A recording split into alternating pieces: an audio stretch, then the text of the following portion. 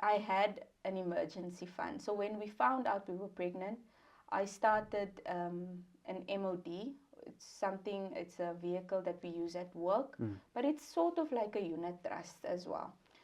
And every month when I got extra, apart from my basic needs, I would take because I'm used to living on a certain amount. Okay, so commission-based people, the salary fluctuates every month. So I just made sure, okay, my salary, what I need is paid out to me every month, but the excess, I put it away in my MOD. And at the end of my term, when I gave birth, I had 3 months salary in place.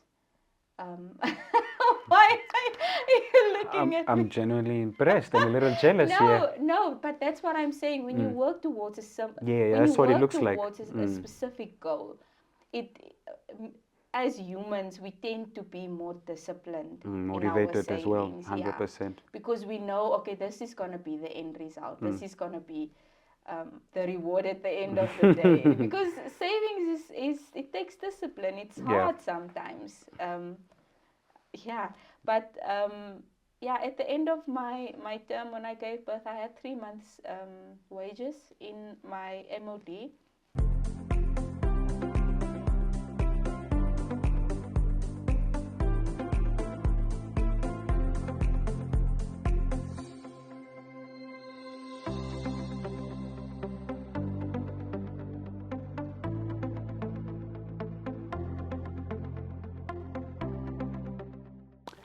Hi, Preneurs, and welcome back to another episode of the Preneur Podcast, your launchpad to success. This is the podcast where we talk about money, business, and how you can build a future using the two. I'm your host, Mbakumua Tjaveondja, and we're back again from the Be Free studio right here at the Be Free Youth Campus in Katutura. This is episode 2 of our 5-part financial literacy series in partnership with SanlamAllianz, because what we've established and believe right here at Preneur is that understanding money should not be optional, it is necessary. In our first episode, we spoke about money management basics, understanding income, expenses, budgeting, and the psychology of money. And we also tried to answer the old age question, why our money mysteriously disappears before the month ends. The good news for you is that we did answer the question. So if you want to save yourself some time and money, please go back and listen to the episode, as it lays down the foundation of what we're trying to discuss and build with this series. Also, while you're at it, make sure to subscribe to our YouTube channel at #BeFreeStudios, and do engage with us by liking, commenting, and sharing our episodes with your friends, family, or your enemies. Joining me today is Melody Barth, a passionate financial advisor at SanlamAllianz in Affluent Markets. She's dedicated to helping individuals and families to create, grow, and protect their wealth. With over 14 years of experience within the insurance and financial services industry, Melody has built a reputation for providing trusted financial guidance that empowers her clients to help them achieve their financial goals. Melody, welcome to the Be Free Youth Campus and welcome to the Preneur Podcast. How are you doing today? I'm great, thank you. Thank you for having me today. It's an awesome experience to be here today. Thank you. Pleasure is all ours. Pleasure is ours. Yeah.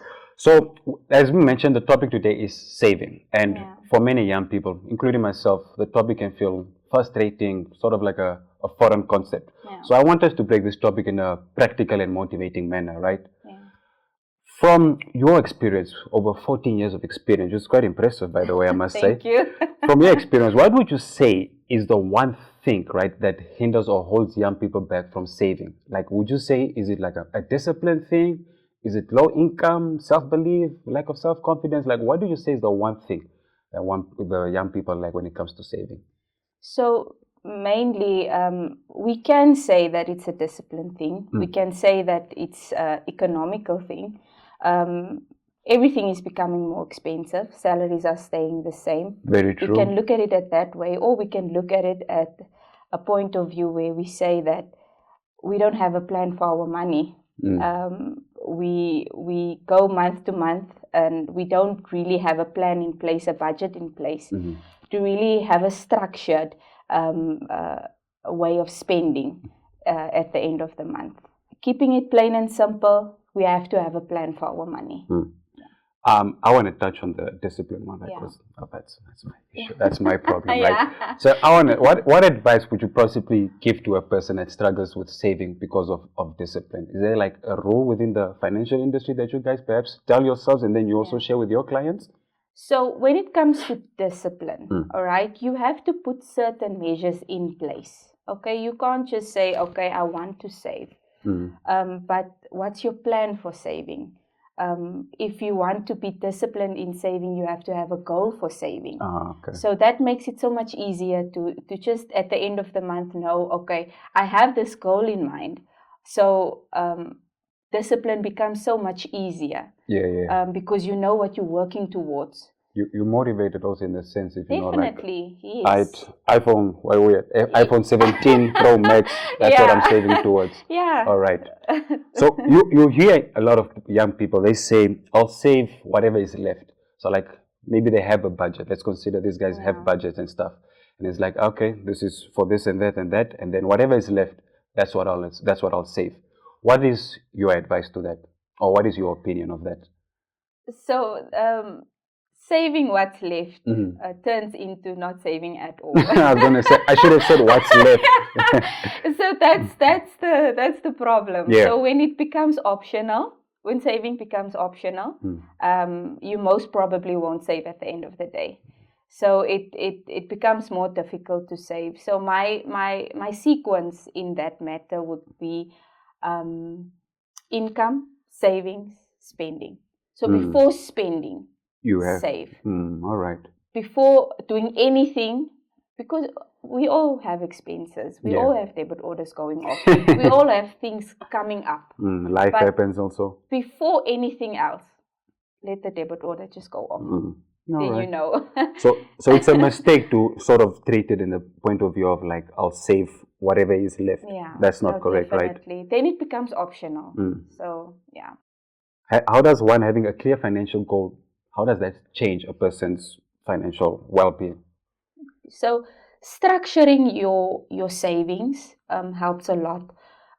Identifying what your reason is for saving. How long you want to save, for what you want to save, what is the reason that you want to save, how long do you have to save to get that specific goal or to reach that specific goal. How much will it cost you to reach that specific goal? So if you have that measures in place, you can identify what you're working towards. So if I can make a simple example, many of our young people want to have a nice phone. Okay, everyone wants to have a nice phone, but sometimes it's not possible to purchase it at one time. So when you identify, okay, I want to buy myself a nice phone, the latest iPhone or whatever, you already have, okay, the item that you want to buy. Okay, it makes it already, you have a picture of what you want. And then you identify, okay, how much will the cell phone cost me? Okay, to reach that amount, how long will it take me to save? How much money do I actually need to save to get that cell phone, to buy that cell phone for myself? So when you have a practical goal in mind, when you have a practical item or holiday or anything that you want to reach or to get, it makes it so much easier to just start saving. So we have heard the concept SMART goals before. Specific, measurable, achievable, relevant, and time-bound. Can you perhaps break down that concept to us in a very relatable manner for the average Namibian? So I think that's in line with what I previously said. So you need to look at what you want to save for. How long time bound? How long will it take you achievable? Will it be achievable in the time frame with the amount of money that you're saving? Will that be the goal achievable? And and then just putting something practical in place to reach that goal. We have to start working smart with our resources, with what we have. We also have to be very realistic when it comes to our finances. We can't want a car in 2 years' time, but we know that our salary can't accommodate that goal at this very moment. But I always tell my clients, just start off with something. Doesn't matter how little or the amount is. Just have something in place. Sometimes our goals are also very unrealistic.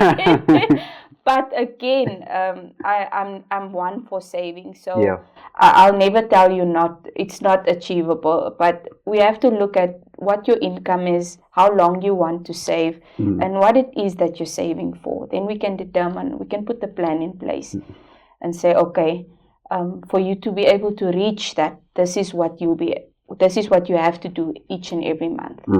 Okay.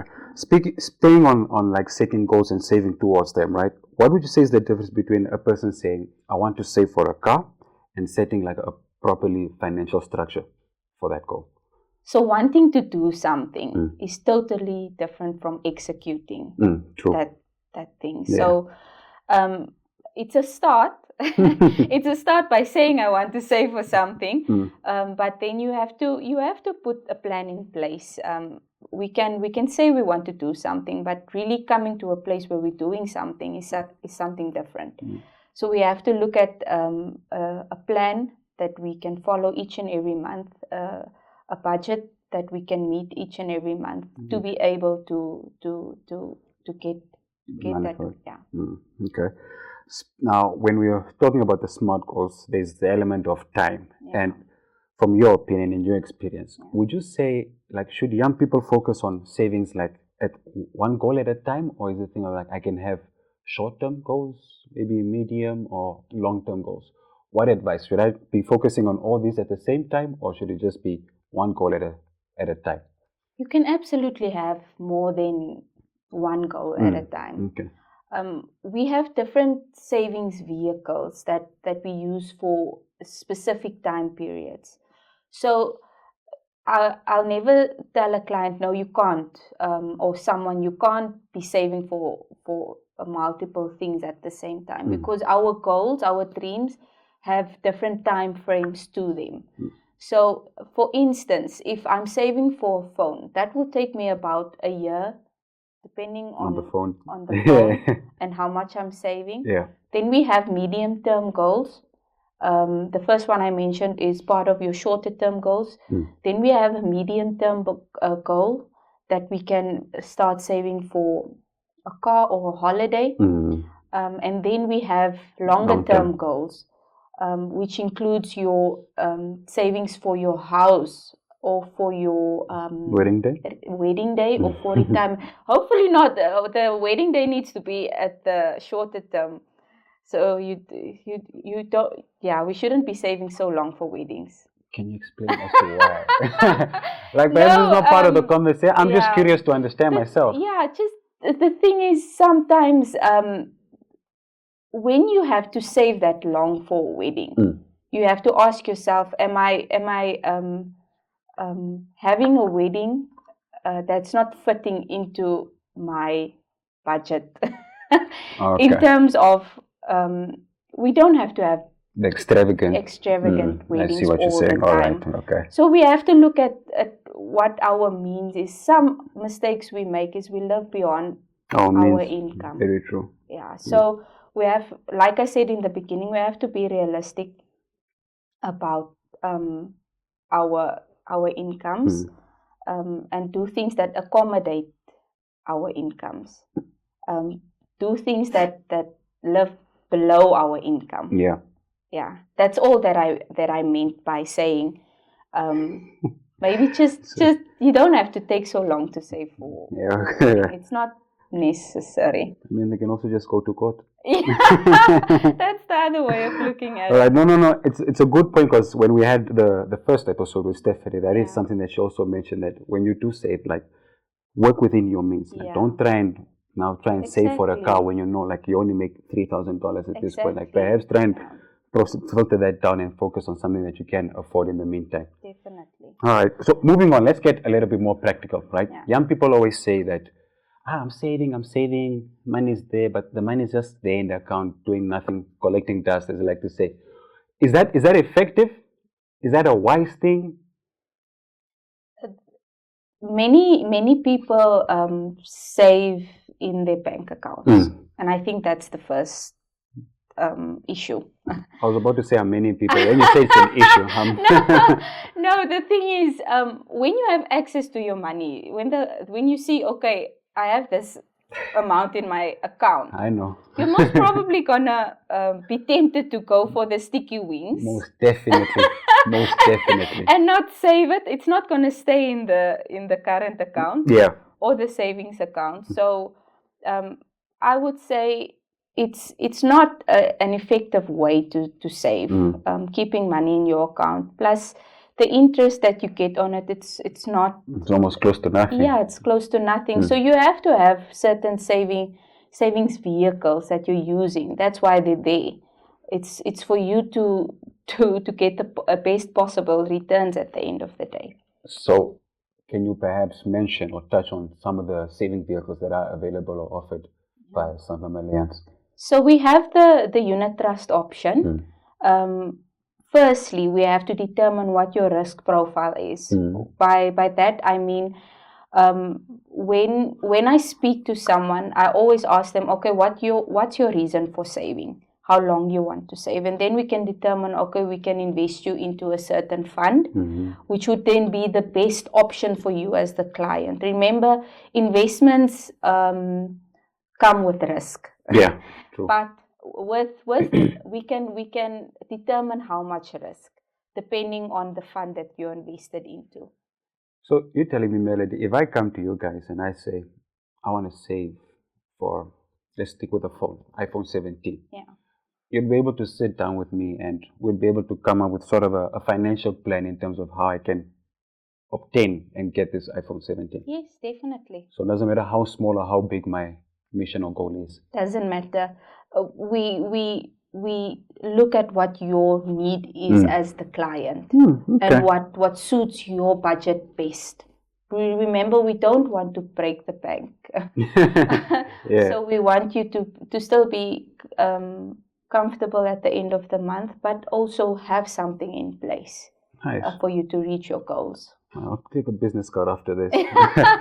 So staying on the saving vehicles that are available for young Namibians, are there the same vehicles? Are they available for if I'm trying to save towards, say, a house or a car? Yes. And so those, we classify those under your longer term savings. So those range from 5 to 10 years.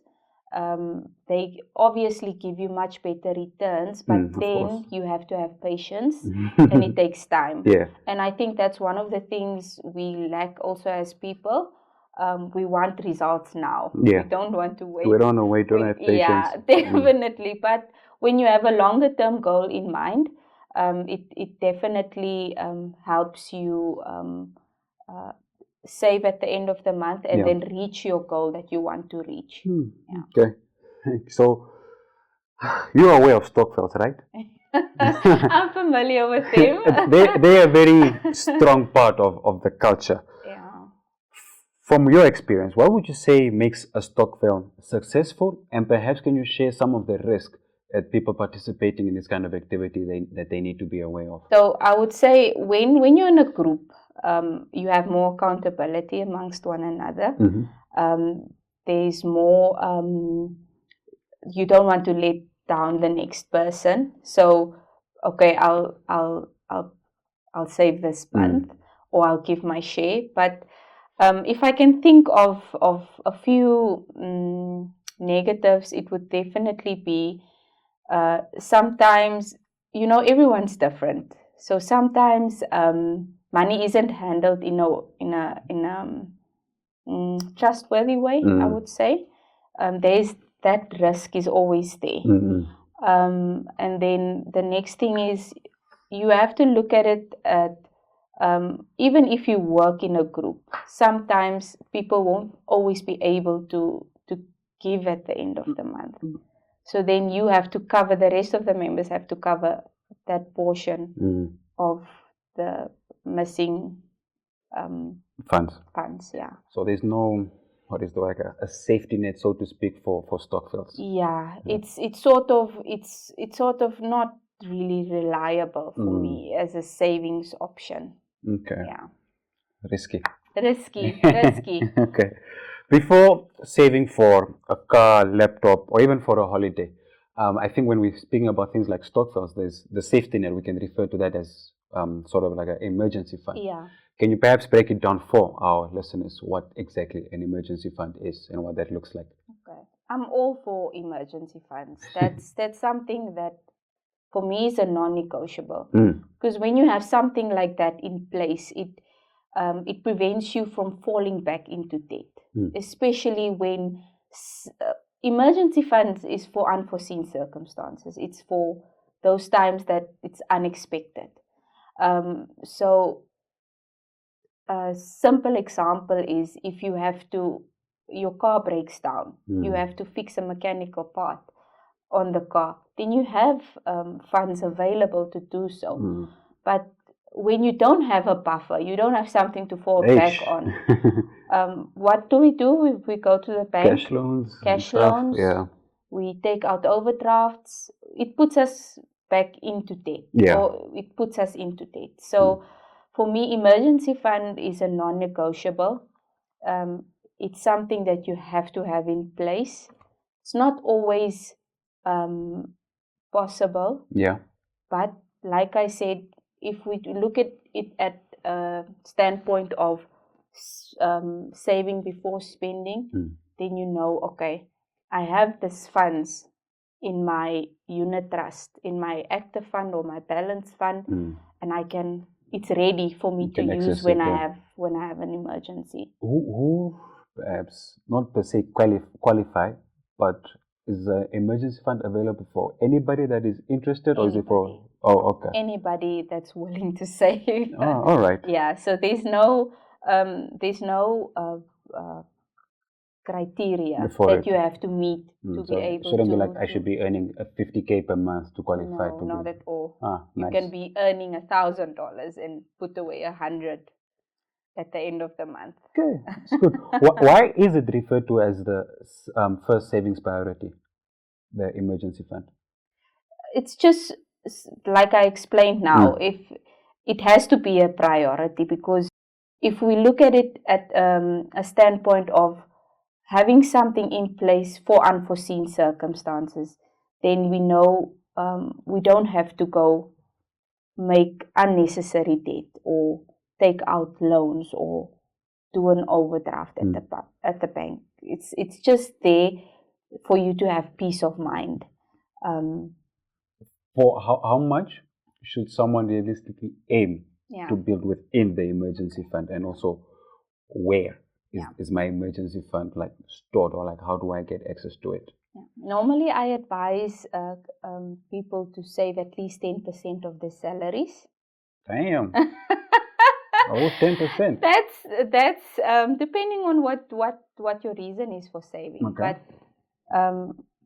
the 10% is just for you to have something to refer to. So I normally tell clients just 10% of your salary. If that's not possible, we look at the minimum. Okay. We look at what minimum do you have in your budget to save. If it's a $500, if it's $1,000, just put it away. And then we have different funds for different needs, shorter, medium, and longer terms. Discussed, okay. Yes, and then we can determine, okay, this is what you want to save for, and this vehicle would suit your needs best at that time. Also, you can have all three at the same time in one vehicle. A unit trust has different funds. Balance fund is for your medium term. Active fund is for your shorter term, and then we have the longer term funds that we also use for clients. But all of this can be under one unit trust. Yes, all of it can be under one. Okay. So you don't have to have different all over the place, but it makes it easier to access, I would assume. Yes, definitely. Okay. You mentioned that you like to refer, or you tend to refer your clients to save at least 10% of their income. Is that like the maximum? And if so, what would you say is the minimum, if there is one? So there's no maximum or minimum. Oh, okay. Yeah, so no maximum or minimum. It's just depending on what your preference is or what you can save at the end of the month. And when you say income, it's not just my salary. We also like all sorts of income that I get. So side hustles or whatever. Yeah. Also, that's factored into that. Yes. So on the application itself, it requires you to say where the funds originate from. Okay. So yeah, whether it's from salary, savings already in place, or inheritance, doesn't matter. Okay. Yeah. Okay. So if I'm a person that has a lot of debt, specifically high interest debt, would you advise me to either save first or to clear the debt? Or is there like a correct order? My advice would always be to clear your debt. Before I start saving? No, not before you start saving. Let me just clarify. Okay, all right, sorry. Why I'm saying that. Debt keeps us in bondage. Okay, so you want to become debt free. Yeah, you don't want to have that hanging over your head the whole time. So the priority is always to clear the debt, because debt accumulates on interest as well. True. Before savings does. So clear the debt, but also have an emergency fund in place. Also have that in place. Even if it's, like I said, the minimum, saving the minimum, have that in place so that you know if something were to happen, you don't have to go double that debt just to go again. So you can pay so this off. it's a cycle the whole time. So you have to have that emergency fund. Here at Your Preneur, we tend to provide actionable steps for our listeners and viewers. So if someone finished listening to this episode now and they're like, okay, I'm ready to start saving with a purpose, what are the 3 simple steps or tips that you would give to them to follow? Firstly, I would say identify your goal. Identify one goal that you want to achieve in this year or next year. Identify it. Speak to someone that can educate you on savings, that can really help you and educate you on how it works and what would be beneficial for you. Someone like you? Yeah, I didn't want to say that. So, and then just sign the debit order. Let it start. Just start. Yeah. Start somewhere. Don't wait. Just start with the minimum or with the maximum, depending on what you have. on what you have. Yeah. And finally, Melody, do you have perhaps a personal story about a time that you had to save for a clear goal and how that worked? I have a lot. Give us for today, I'll just share one. Give us like the most recent one. The most recent one, I would say when I became pregnant. Oh, okay. So a lot of Namibians' salaries are commission based. It's not fixed. Sometimes it's not enough, especially as a lady that goes on maternity leave. Again, I can only tell my story. We have so many stories Different out stories, there. yes. But for me, I had an emergency fund. So when we found out we were pregnant, I started an MOD. It's a vehicle that we use at work, but it's sort of like a unit trust as well.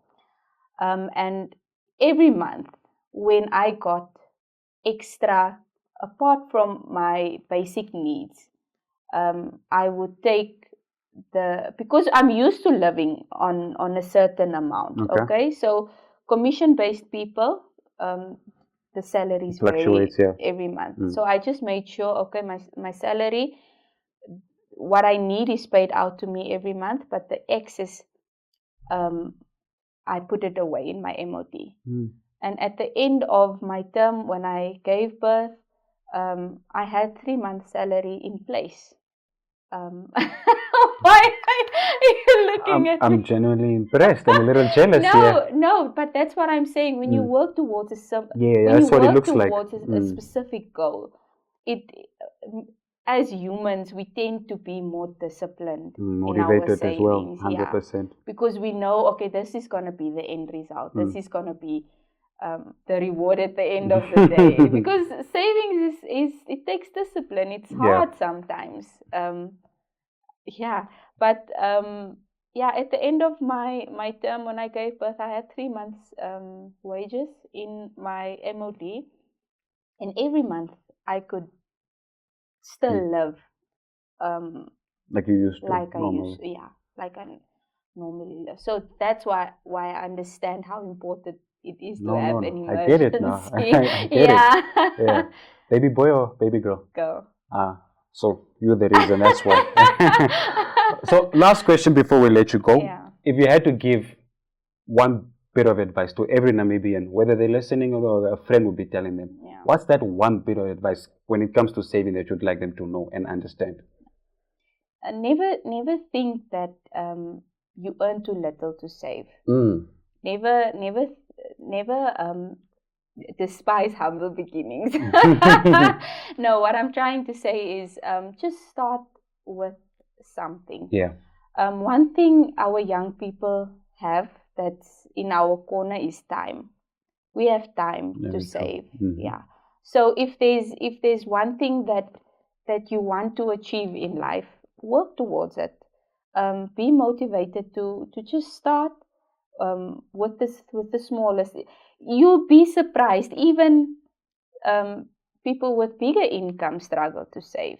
No, so it's just not me. No, it's not. I can breathe a little bit now. Everyone has their own struggle with saving. So it's never about how much you earn, but it's just about stepping out and creating or doing something for yourself. That's true. That you really want to, and that benefits you at the end of the day. Melody, thank you very much for sharing your expertise and insights on savings. I think my key takeaway from today's episode is having an emergency fund. And that doesn't matter how much I make or how much I have, as long as I just start with it. Because you never know, a rainy day might come and we want to be prepared for those. Thank you very much. Thank you so much for having me. Saving is not a punishment. It's about direction and building something intentionally. It's also about preparing yourself for the life that you say you want. Thank you so much, Melody Barth, for joining us today and sharing such motivating and practical insights and expertise. And a special thank you to SanlamAllianz for partnering with the One Economy Foundation under the hashtag #BeFreeStudio to bring you this 5-part financial literacy series under the Your Preneur Podcast, making financial education accessible, relevant, and empowering for the young people. If today's episode helped you think about saving differently, share it with a friend, share it in the WhatsApp groups, and just start the conversation. You can engage with us across all social media platforms as #BeFreeStudios on TikTok, Instagram, X, Facebook, YouTube, and the Your Preneur Podcast on Spotify and Apple Podcasts. In our next episode, we'll be talking about insurance, something many young people, including myself, tend to ignore but could protect everything that you've been working so hard to build. So make sure you join us. Until then, save with intention, save with purpose, and save for your future. That has been another episode of the Your Preneur Podcast in partnership with SanlamAllianz. Your Preneur Podcast, your launchpad to success. Until next time, ukuyepa.